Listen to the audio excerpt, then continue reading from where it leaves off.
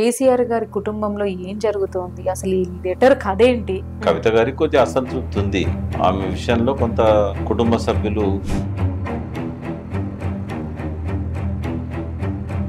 IAS ఆఫీసర్లలో ఒక section కి అభిప్రాయం ఉన్నది. ఆయన అడగని మనం ఏం చెప్పొద్దు.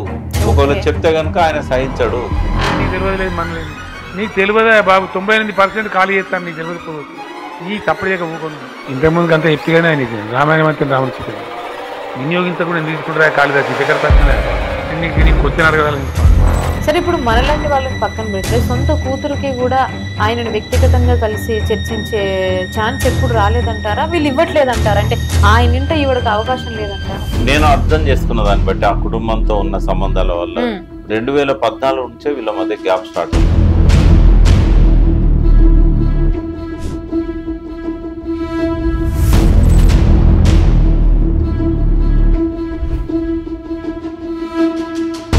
కవిత గారిది కోపం ఉంటుంది సహజంగానే. ఇప్పుడు ఆమెను అరెస్ట్ చేసి కేసు పెట్టినప్పుడు ఆయన బీజేపీ మీద ఆమె కోపం ఉంటుంది. అంతే, ఆ మాట కూడా రాశారు కదా లెటర్. కానీ ఇక్కడ కేసీఆర్ గారు ఏంటంటే పార్లమెంట్ ఎన్నికల్లో కానీ, ప్రెస్లో కానీ, ఎక్కడ మీటింగ్లో కానీ ఇవ్వాల్సినంత ప్రాధాన్యత బీజేపీకి ఇవ్వట్లేదు ఆయన విమర్శలలో. అదే ఆయన చేస్తున్నది 100% తప్పే.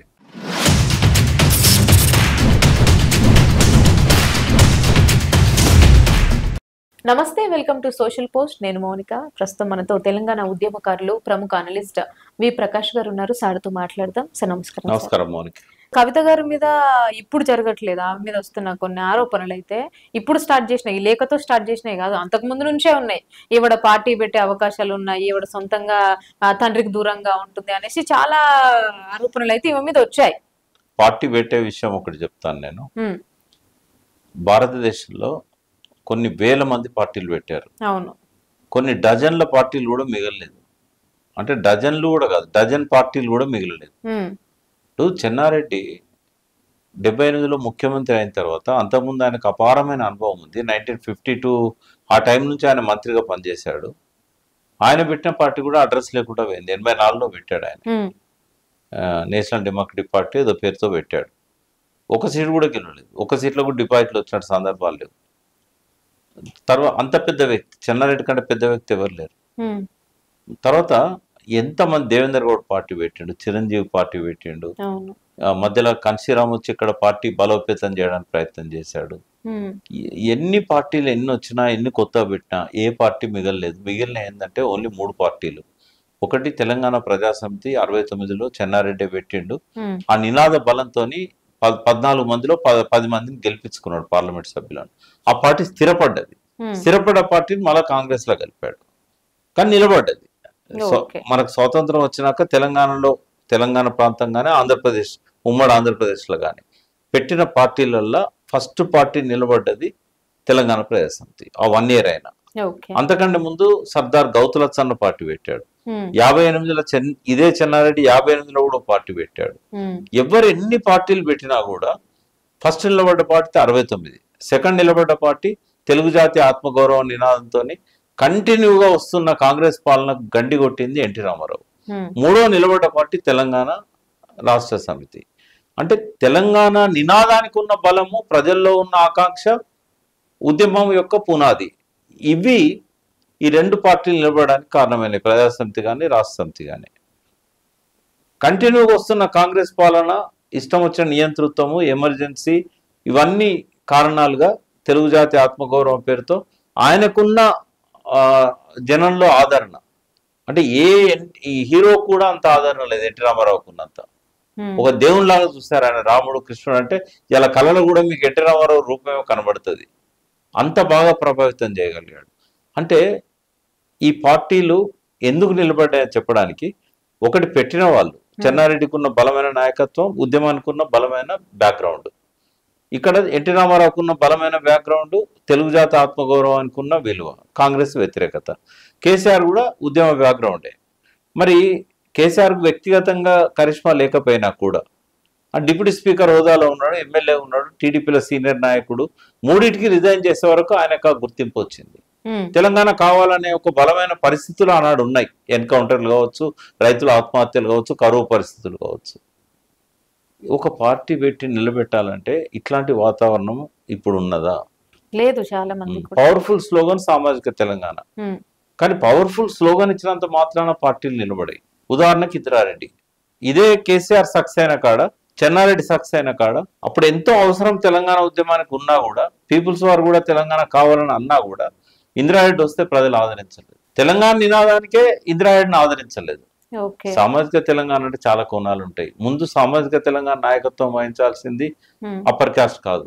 ఎవరి కోసం సామాజిక తెలంగాణ?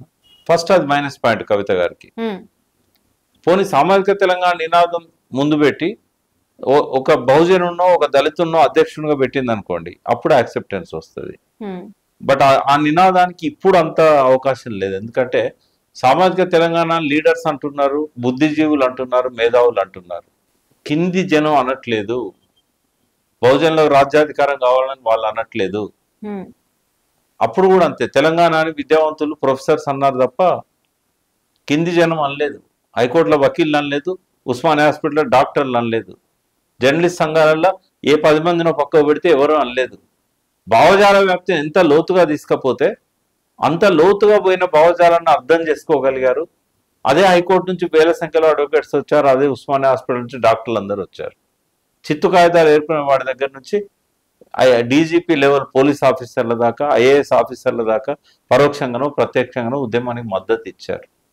ఆ భావజాల వ్యాప్తి జరగకుండా సామాజిక తెలంగాణ నినాదాన్ని జనం తీసుకోరు. మరి పార్టీ ఎట్లా నిలబడాలి? పెడితే కేవలం డబ్బుతో పార్టీ నిలబడదు కదా, ఒక బలమైన నాయకత్వం కూడా ఉండాలి కదా. బలమైన నాయకత్వం అంటే ఒక్క నాయకుడో కాదు, కింది స్థాయిలో కూడా బలమైన నాయకత్వం ఉండాలి. నినాదానికి జనంలో మద్దతు లేకుండా కేసీఆర్ గారు పార్టీ పెట్టే ముందు మేమంతా 5 ఏళ్ళు కష్టపడ్డాం. ఇన్నయ్య గారు దగాపడ్డ తెలంగాణ పుస్తకాలు రాశాడు. నేను తెలంగాణ నా చెరుకు సుధాకర్ లాంటి వాళ్ళతో కలిసి, భరత్ కుమార్ లాంటి వాళ్ళతో, బెల్లయ్య నాయక్ లాంటి వాళ్ళతో మేము తెలంగాణ మహాసభ పెట్టి 1000 మందిని పిలిచి, బహిరంగ సభ పెట్టి, బెల్లెలత లాంటి వాళ్ళతో పాటలు పాడించి, మల్లెపల్లి లక్ష్మయ్య లాంటి వాళ్ళు ఎంతో మంది కృషి చేస్తే ఒక పునాది ఏర్పడితే అప్పుడు కేసీఆర్ పార్టీ పెట్టడంతోనే అదంతా పోలరైజ్ అయింది.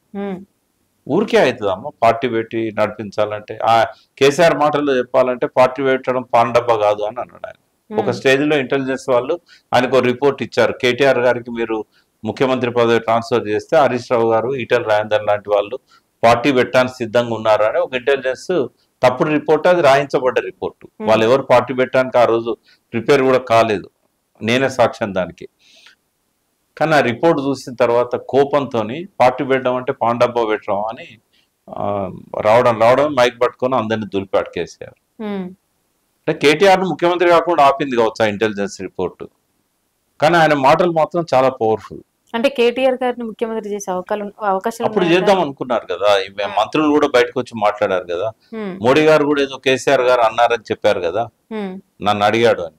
ఉండొచ్చు ఆయనకు ఆ ఉద్దేశం అప్పుడు, బట్ ఇప్పుడు మాత్రం లేదు.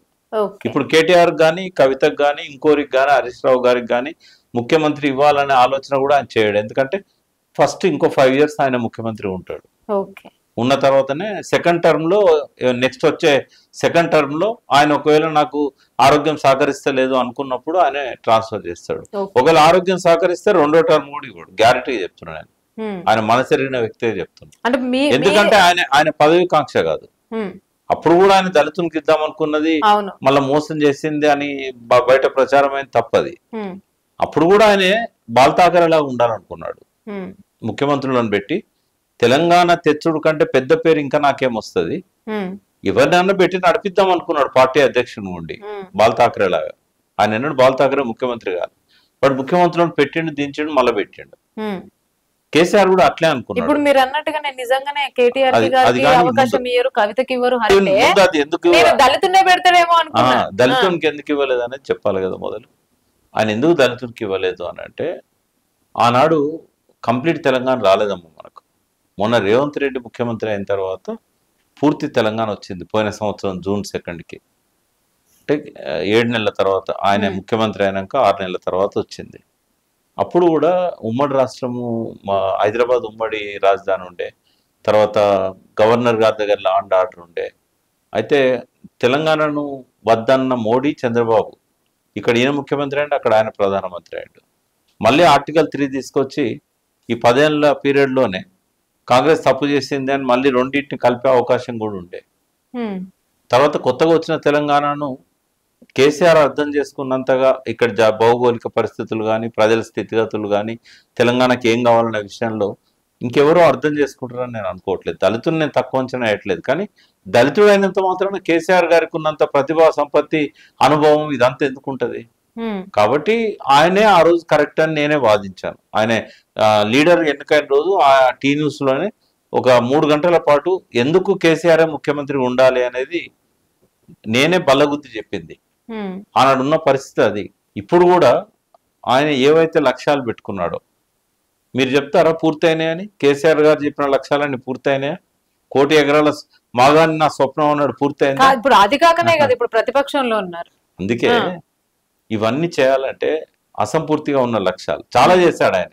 నేను ఒక్కటి చెప్పగలుగుతానమ్మా, 57 ఏళ్ల విధ్వంసం నుంచి ఈ స్థాయికైనా తెలంగాణ తేగలిగిందంటే ఆయన కాబట్టి చేశాడు. అది ఆయనకున్న అవగాహన, ప్రజల పట్ల ప్రేమ, మమకారము, డెడికేషను. ఈ 25 ఏళ్లలో ఆయన తెలంగాణ గురించి తప్ప పెద్దగా దేని గురించి ఆలోచించలే.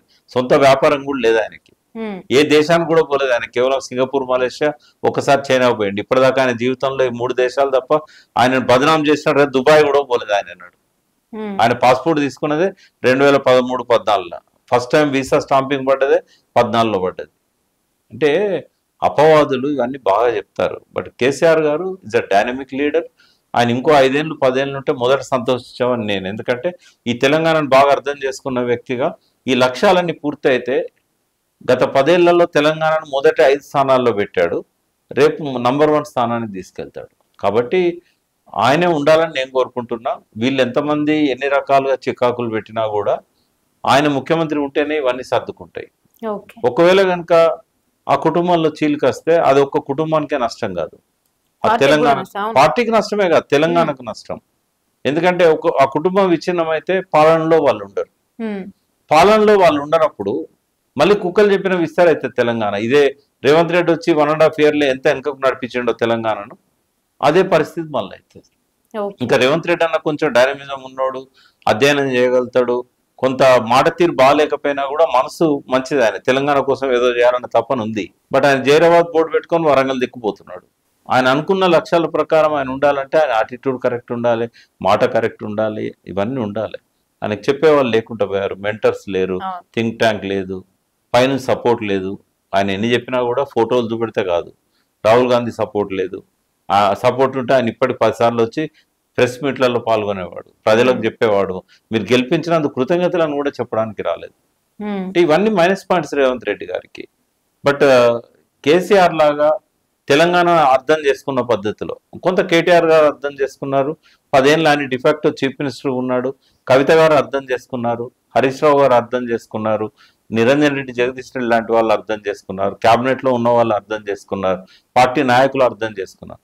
కానీ ఈ అవగాహన ఇతర పార్టీల నాయకులకు ఉంటుందని నేను అనుకోవట్లేదు. ఎందుకంటే ఉద్యమంలో అంత డెడికేటెడ్ గా వాళ్ళు ఎవరు కూడా పాల్గొనలేదు. కాబట్టి కేసీఆర్ కుటుంబంలో ఇవాళ చిచ్చు రగిలిందంటే అది కాంగ్రెస్ కు ప్రయోజనం, అది బీజేపీకి ప్రయోజనం తప్ప అది తెలంగాణ ప్రయోజనం కాదు. మళ్ళీ తెలంగాణ 2 అడుగులు వెనక్కి 1 అడుగు ముందుకైతుంది. ఇప్పుడు సార్ ఎలకతుర్తి సభ గురించి మాట్లాడుకుంటే, ఎలకతుర్తి సభలో కూడా ఇప్పుడు హరీష్ రావు గారిని ఫోటో పెట్టకపోవడం, ఆయన రాకపోవడం, 1 గంట లేటుగా రావడం, ఈ పరిణామాలన్నీ ఏంటి సార్? అంటే ఇప్పుడు చాలా మంది మదిలో ఉన్న ప్రశ్న ఏంటంటే, ఎలకతుర్తి సభ ఎందుకు పెట్టారు అంటే నెక్స్ట్ సీఎం నా తనయుడే కేటీఆర్ గారే అని మనకు హింట్ ఇవ్వడానికి మాత్రమే ఆ సభ పెట్టారు అనేసి చాలా మంది అనుకుంటున్నారు. అంటే చాలా మంది అనుకోవచ్చు, బట్ నాయకునిగా ఆయన వర్కింగ్ ప్రెసిడెంట్ ఉన్నాడనే విషయాన్ని మనం మరవద్దు. కేసీఆర్ అధ్యక్షుడు, ఆయన కొడుకు వర్కింగ్ ప్రెసిడెంట్ కేటీఆర్. మరి జనరల్ గా పార్టీ సభలలో వాళ్ళే ఉంటాయి కదమ్మా. హరీష్ రావుకి ఇంపార్టెన్స్ ఇవ్వలేదు అనేది ఒక ప్రచారం అయింది. ఆయన కూడా కొద్దిగా అసంతృప్తిగా ఫీల్ అయ్యిండు. అది వాస్తవం కూడా. అది ఆయనకి ఇవ్వాల్సినంత ప్రాధాన్యత ఇవ్వలేదు. మొదటి నుంచి కూడా పార్టీని ఉండి చేత్తో నడిపించాడు. ఉన్నారు కాదు, ఆయనే నడిపించింది మొదటి నుంచి. లేకపోతే నేను మళ్ళీ చెప్తున్నా, హరీష్ రావు అనేవాడు 2000 నుంచి కేసీఆర్ తో ఉండకపోతే అసలు ఆ పార్టీ ఎదగకపోతుండే. తెలంగాణ సంగతి పక్క పెట్టు, ఆ పార్టీకి వెన్నెముక హరీష్ రావు. బట్ కేటీఆర్, కవిత గారు వీళ్ళంతా వచ్చిన తర్వాత, అప్పటికి చాలా మంది నాయకులు కూడా వచ్చిన తర్వాత అందరూ సమఉజ్జీలుగా ఎదిగారు. బట్ ఆయన చేసిన కాంట్రిబ్యూషన్ మరవడం కరెక్ట్ కాదు. సీఎం విషయానికి వచ్చినప్పుడు ఆ కుటుంబంలోనే 4-5 ఉన్నారు అర్హత గల వ్యక్తులు. కానీ పోస్టులు ఎన్ని ఉన్నాయి? సీఎం పోస్టులు ఒకటే ఉంటుంది. ఒక్క కాన్స్టిట్యున్సీలో 100 మంది నాయకులు ఉంటారు, ఎమ్మెల్యే ఒకటే ఉంటుంది, ఒకరికే వస్తుంది, మిగతా వాళ్ళు సహకరించాలి. ఇక్కడ కేసీఆర్ గారికి ఉన్న అడ్వాంటేజ్ ఏంటంటే నెక్స్ట్ సీఎం ఎవరనేది డిసైడ్ చేయగలిగిన స్థాయిలో ఆయనే ఉన్నాడు. ఆ పార్టీలో ఆయన మాట తప్ప ఇంకెవరిది గెలవదు. కానీ ఎవరికి ఇస్తే వాళ్ళు తీసుకోవాలి, దానిలో పేచీలు ఉండకూడదు. But at the same time CM ఇవ్వకపోయినా పర్వాలేదు, మమ్మల్ని ఒంటరిగాళ్ళని చేస్తున్నాడు, మమ్మల్ని బయటికి పంపిస్తున్నాడు అనే ఫీలింగ్ హరీష్ రావు లోపల కానీ, కవిత లోపల కానీ, సంతోష్ లోపల కానీ, ఆ పార్టీలో ఎవరైతే ఆశపడుతున్నారో వాళ్ళ లోపల కానీ ఉండకూడదు. ఆ పరిస్థితి అనుకూలంగా తను తెచ్చుకోవాలి. ఇంటికి పెద్ద కేసీఆర్ గారు, ఇంట్లో ఎవరికి మనసు బాగాలేకపోయినా వాళ్ళని ఉపశమనం చేయాల్సింది ఆయనే, ఇంటికి పెద్ద దిక్కు కాబట్టి. సార్ ఇలాంటి అసంతృప్తి కేటీఆర్ సార్కి ఎందుకు రావట్లేదు అంటారు? మరి కేటీఆర్ గారికి ఒక అనుకూలమైన అంశం ఏంటంటే మనది పితృస్వామ్య సమాజం. ఎన్టీ రామారావు గారు ఆస్తిలో మహిళలకు హక్కులు ఇచ్చినా కూడా రాజకీయ పరంగా వారసత్వాన్ని ఇవ్వాలని చెప్పే చట్టం లేదు. వాళ్ళ ప్రతిభను బట్టి వాళ్ళకు అవకాశాలు వస్తాయి. ఇప్పుడు నెహ్రూకి ఇందిరాగాంధీ ఒకతే కాబట్టి ఇందిరాగాంధీకి ఇచ్చాడు. ఇంకో 2-3 కొడుకులు ఆయనకు ఉండుంటే పెద్ద పోటీ వచ్చేది కదా. ప్రియాంక దగ్గర కూడా వచ్చింది కదా. ప్రియాంక పెద్దది కదా రాహుల్ కంటే. వాస్తవంగా ఇందిరాగాంధీ ఫీచర్స్ అన్ని ప్రియాంకలో ఉన్నాయి. నేను కూడా అనుకున్నా ప్రియాంక గాంధీకి నెక్స్ట్ వారసత్వం వస్తుంది అని, ఇవ్వలే కదా. ఇక్కడ కూడా అంతే. కవిత వాస్తవంగా చెప్పాలంటే డైనమిజం ఒక 1% ఎక్కువనే ఉంటుంది కేటీఆర్ గారి కంటే. ఇద్దరు కూడా మంచి తెలివి కల వాళ్ళు, పరిపాలనా దక్షులు, చాలా చేయగలుగుతారు. కాబట్టి కేటీఆర్ ప్లస్ పాయింట్ ఏంటంటే 10 సంవత్సరాల అనుభవం వచ్చింది ఆయనకి. మంత్రిమండలిలో ఆయన ముఖ్యమైన వ్యక్తిగా ఉన్నాడు, చాలా పోర్ట్ఫోలియోలు హ్యాండిల్ చేశాడు, సమర్థతను రుజువు చేసుకున్నాడు, ప్రజల అభిమానాన్ని పొందాడు. హైదరాబాద్ సిటీ డెవలప్మెంట్ లో ఆయన భాగస్వామ్యం చాలా కాంట్రిబ్యూషన్ ఉంది. వేరే ఎంతో మంది మున్సిపల్ అడ్మినిస్ట్రేటివ్ మినిస్టర్లను చూసాం, ఎంతో మంది ఐటీ మినిస్టర్లను చూసాం, ఇండస్ట్రీ మినిస్టర్లను చూసాం. బట్ ఈయన తీసుకొచ్చిన ఆ ప్రోగ్రెస్ ఏదైతుందో హైదరాబాద్ విషయంలో, ఇండస్ట్రీస్ విషయంలో, ఐటీ విషయంలో ఇంకొకరితో సాధ్యమయ్యేది కాదు. ప్రతి రాష్ట్రంలో ముఖ్యమంత్రులు అనుకున్నారు మాకు ఒక కేటీఆర్ లాంటి ఐటీ మినిస్టర్ ఉంటే బాగుండేది, ఒక మున్సిపల్ అడ్మినిస్ట్రేషన్ మినిస్టర్ ఉంటే బాగుండేది. ఆయన చేసిన 2 ముఖ్యమైన చెప్తా, strategic nala development programme, strategic road development programme. ఈ 2 చాలు కేటీఆర్ లోపల దార్శనికతకు, సమర్థతకు. ఆయన ఎన్నడూ తండ్రి మీద ఆధారపడి పరిపాలన చేయలేదు. కేబినెట్ లో ఆయనకు ఒక ప్రత్యేకమైన స్వేచ్ఛ ఉండింది. ఆయన తీసుకున్న నిర్ణయాలను కేసీఆర్ గారు గౌరవించాల్సిందే. ఆయన మోమాటాన్ని చెప్తాడు కేసీఆర్ గారు మార్గదర్శకత్వంలో అని, కానీ మార్గదర్శకత్వం నాకు తెలిసినంత వరకు ఈయనే ఒక నిర్ణయం తీసుకున్నప్పుడు దాన్ని ఎగ్జామిన్ చేస్తాడు. కేసీఆర్ బాగున్నదని సంతకం పెడతాడు తప్ప ఆయనే విరుద్ధమైన నిర్ణయాలు కేటీఆర్ తీసుకోలేదు, కేసీఆర్ తప్పట్లేదు. బట్ ఏది ఏమైనా కవిత గారికి పట్టుదల ఉన్నా, ఆ భావజాలం ఉన్నా, ఆ కుటుంబంలో నుంచి వచ్చింది కాబట్టి ఆ దక్షత ఉన్నా కూడా ఈయన అనుభవంలో రుజువు చేశాడు. ఇటువంటి అనుభవం ఆమెకు రాలేదు. ఆమె పార్లమెంట్ లో 5 ఏళ్ళు ఉంది, ఎమ్మెల్సీగా ఇప్పుడు ఉంది. ఈమెకి ఎప్పుడు కూడా మంత్రిమండలిలో ఉండలేదు ఆమె. అంటే నాకు కూడా ఏమనిపిస్తుంది అంటే ఎవరు ఒప్పుకోకపోయినా కుటుంబం ఆధిపత్యంలో ఉన్న పార్టీ ఈ దేశంలో ఏ పార్టీ కూడా కుటుంబం ఆధిపత్యంలో లేకుండా లేదు. సిపిఎం, సిపిఐ పక్కకు పెడితే వామపక్ష పార్టీలలో కుటుంబ ఆధిపత్యం ఉండదు. బట్ బీజేపీ కూడా పెద్ద కుటుంబం, సంఘ్ పరివార్. ఇందిరాగాంధీ కంటే ముందు నుంచి కూడా నెహ్రూ, మోతీలాల్ నెహ్రూ దగ్గర నుంచి ఆ కాంగ్రెస్ పార్టీ వాళ్ళ కుటుంబ సంస్థ. అది కూడా బయటికి కొంత ప్రజాస్వామ్యం ఉన్నట్టు, ఎక్కువ ఉన్నట్టు కనబడ్డా కూడా అంతిమంగా వాళ్ళ నిర్ణయమే ఫైనల్. ఏ పార్టీ కుటుంబ పార్టీ కాదు, డిఎంకే కాదా, బీజేపీ సంఘ్ పరివార్ అన్న కాబట్టి కర్ణాటకలో బీజేపీ. అన్ని దేశంలో ఉన్న పార్టీలు అన్ని పరివారం లోపలనే ఉన్నాయి. అటువంటిప్పుడు ఆమెకు కూడా అవకాశాలు ఇవ్వాలి. రేపు ఆమెకు సమర్థత లేదా, దక్షత లేదా, ఒక్క కుటుంబంలో 3కి ఇస్తామా అనే వాదన రాకూడదు అని అంటున్నాను. ఎందుకంటే సమర్థులైన వాళ్ళు ఒక్క కుటుంబంలో 5 ఉన్నాయి, ఇవ్వచ్చు, తప్పేమున్నది. ఎట్లా ఒప్పుకుంటున్నాం కదా, కుటుంబ పార్టీనే మనం అధికారంలోకి తెస్తున్నాం కదా. ఓసారి కమ్యూనిటీ గురించి అడుగుతారు, ఒక వెలుమలకే 4కి ఇచ్చాడు ఆయనతో పాటు. కానీ నేను అనేది ఏంటంటే ఇవన్నీ కాదు మనం పట్టించుకోవాల్సింది. పరిపాలించేవాడు వెలుమనా కాదా కాదు, అందరికీ వాటా వస్తున్నదా లేదా, అక్కడే సామాజిక తెలంగాణ నినాదం అనేది వస్తుంది. అక్కడ మనం ప్రశ్నించాలి ప్రభుత్వాన్ని. ఇప్పుడే 3 ఉన్నారు, హరీష్ రావు, కేటీఆర్, కేసీఆర్. ఏమన్నా వాళ్ళ శాఖలలో లోపాలు వచ్చినాయా? సరిగ్గా ఎగ్జామిన్ చేస్తే ఈ కాళేశ్వరం 1,00,000 కోట్లు ఇవన్నీ ఎవరు నమ్ముతలేరు. వాళ్ళకు కూడా తెలుసు, నంబర్ అని తెలిసినా కూడా ప్రజలను మూర్ఖులను చేయడానికి వాళ్ళు మాట్లాడుతున్నారు. బట్ ఈ 3 శాఖలల్లో వాళ్ళు నిర్వహించిన తీరు కానీ, వాళ్ళ శాఖలల్లో ప్రోగ్రెస్ కానీ ఏమన్నా తక్కువ వచ్చిందా? ఒక కుటుంబంలో ముగ్గురు ఉన్నంత మాత్రాన పరిపాలన సరిగా లేదా? నేను మాట్లాడి చాలా మంది నచ్చవు, బట్ ఉన్నది ఉన్నట్టు అనుకుందాం. వాళ్ళు యోగ్యులు కారా? ముగ్గురున్నా నలుగురున్నా ఒకసారి ఆ పార్టీనే కుటుంబ పార్టీ అని మనం యాక్సెప్ట్ చేసినప్పుడు ఎంతమందికి ఇస్తేంది? అంటే చాలా మంది వాదన ఏంటంటే సార్, నీ కుటుంబ సభ్యులకే కాదు వేరే వాళ్ళని కూడా గుర్తించండి అనేది. గుర్తిస్తారు అంటే అంతటి మేధావులు ఇంకా వేరే వాళ్ళు లేరా? ఉంటారు, కానీ మా మేధావులు కలిసి పార్టీ పెట్టుకుంటే మేధావులకు స్థానం వస్తుంది. మేధావులు ఎలక్షన్లో పడితే డిపాజిట్ కూడా రాదు. ఎంతో మంది చూస్తాం కదా. కోదండరామ్ గారి పార్టీ నిలబడ్డదా? సక్సెస్ అయిందా? ఉద్యమకారులు అంతా కలిసి పెట్టుకున్నారు కదా, మరి వాళ్ళని ఎందుకు ఆదరించలేదు ప్రజలు? ఆఖరు కోదండరామ్ కూడా ఎన్నికల్లో పోటీ చేస్తే ధైర్యమే చేయలేని పరిస్థితి వచ్చింది. ఇక్కడ ఎన్నో రకాల అంశాలు ఉంటాయి ఎన్నికలు ఉన్నప్పుడు. ఒక కుటుంబ పార్టీ అధికారంలోకి తేగలిగినప్పుడు కుటుంబంలో ఎంతమందికి పదవులు ఇస్తుంది? ఇది సమస్య పోవాలంటే కూడా రాబోయే రోజుల్లో ఎవరికి ఏందనేది కేసీఆర్ గారు అందరినీ కూర్చోబెట్టుకొని మీకు మీరు పోటీ పడకూడదు, మీకు ఇవన్నీ ఉంటాయి అని చెప్పి ఆయన చెప్పగలగాలి. అన్నిటికంటే ముందు నేను ఎవరికి ఇవ్వను అని చెప్పాలి, అప్పుడు పోటీయే ఉండదు. సో ఇప్పుడు కవిత గారికి మనసులో ఇంతటి భావోద్వేగం ఉంది, ఇలా చెప్పాలని ఉంది కాబట్టి లేఖ ద్వారా తెలియజేసింది కేసీఆర్ గారికి. మరి ఇప్పుడు హరీష్ రావు గారి సంగతి ఏంది? అసలు ఆయన అసంతృప్తితో లేరంటారా? ఒకవేళ ఉంటే ఏ విధంగా? నేను ఏమంటున్నామా, ఎంతో మంది సమర్థులు ఉన్నారు ఏది ముఖ్యమంత్రి స్థానానికి టిఆర్ఎస్ లో. ఒక ఆ కుటుంబంలోనే కాదు, బయట కూడా ఎంతో మంది మంత్రులుగా పనిచేసిన వాళ్ళు ఉన్నారు, ఎంపీలుగా రాజ్యసభలో ఉన్న వాళ్ళు ఉన్నారు. సమర్థులు లేరని కాదు, అవకాశం ఎవరికి ఇస్తారమ్మా? ఒక్కరికే కదా ఇచ్చేది.